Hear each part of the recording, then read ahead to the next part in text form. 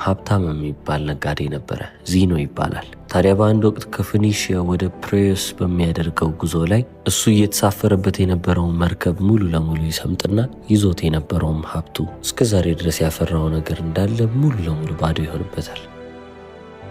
ታዲያ ይህ አንድ ክስተት ስለተፈጠረ ብቻ ይህም ክስተት ደግሞ ከራሱ ከዚኖ ከማንም ሰውም ቁጥጥር ውጭ የተፈጠረ ክስተት ስለሆነ ባለጸጋ የተባለውን ዚኖን በአንዴ ድሃ ሊያደርገው ቻለ። እናንተ ዚኖ ብትሆኑ በዚህ ቦታ ላይ እንዴት ሪያክት ታደርጉ ነበረ? ምን አይነት ምላሽስ ትሰጡ ነበረ? እድሜ ዘመናችሁን ስትሰሩና ስትለፉለት የነበረው ነገር በተፈጥሯዊ ክስተት በአንዴ ልታጡት ትችላችኋል። ታዲያ ትክክለኛ የሚባለው ሪያክሽን ወይንም ደግሞ ትክክለኛ የሚባለው ምላሽ ምን ይመስላል? ትናደዳላችሁ ወይስ ትበሳጫላችሁ ወይስ ትከፋላችሁ? ህይወትስ እኔን አታላኛለች ትላላችሁ?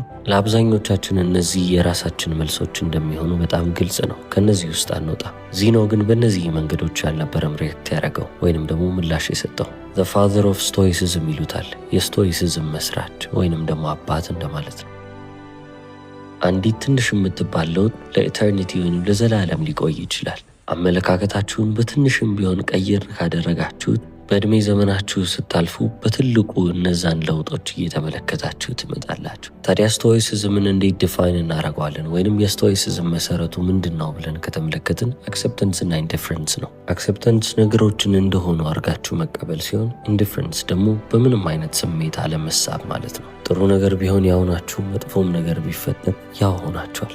ታዲያ ታሪክ እንደሚመሰክርልን ከሆነ ዚኖ ስቶይሲዝም የሚባልን ነገር ለዓለም አስተዋወቀ። ከዛም በኋላ እሱን እያስተማረ እንዳለፈ ይናል።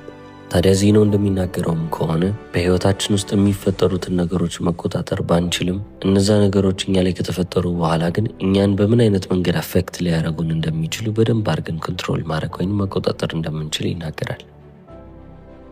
ወተት ልንጠጣ አስበን ወተታችን ቢደፋብን ስለተደፋው ወተት እያሰብን ማልቀሳችን የወደፊት ህይወታችንን የሚለውጥልን ነገር የለም። በዚኖ ህይወት ውስጥም የተፈጠረው ነገር ይሄ ነው። አንዴ በቃ መርከቢቷ ሰመጠች።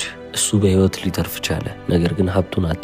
ባጣው ነገር ላይ ወደ ኋላ ተመልሶ ማልቀስ ወይንም ደግሞ ለምን ይህንንስ ጉዞ አደረግኩ እያለ መቆጨትና መጸጸት እንደሌለበት ያውቃል። ካልምነስን የመረጠው በቃ መረጋጋትንና ኒውትራል መሆንን። በቃ አልተበሳጨምም፣ አልተናደደምም። በህይወት ውስጥ እሱ ያልፈለገው ነገር ተፈጥሯል። አዎ በደንብ። ታዲያ አሁን ላይ ስለ ስቶይሲዝም ሲወራ ስቶይክ የሚባሉትን ሰዎችን በአእምሯችን ስናስብ በፍጹም የማይሰበሩ ሰዎች ወይም ምንም አይነት ስሜትን ኤክስፒሪየንስ የማያደርጉ ሰዎች ይመስለናል። ስቶይሲዝም ግን ከዛም በላይ ነው። ስቶይሲዝምን ስናስብ ስለ ሰዎች ኢሞሽን ወይም ስለ ሰዎች ስሜት ከማሰብ ይልቅ